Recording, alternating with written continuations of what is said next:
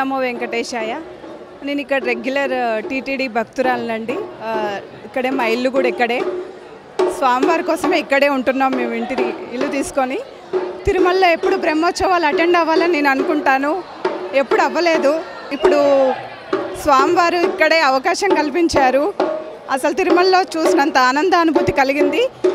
ఎవరైతే గుడికి వచ్చి స్వామివారి ఆ దివ్యమూర్తి చూసి తరించలేరో వారి కోసం స్వామివారే వీధిలోకి వచ్చి పొద్దున సాయంత్రం అందరినీ తరింపజేశారు. ఈ ఆనందానుభూతికి సంతోషం అత్యద్భుతం అండి. ఓం నమో వెంకటేశాయ. ప్రతి సంవత్సరం అంగరంగ వైభవంగా జరుగుతున్నాయి బ్రహ్మోత్సవాలు.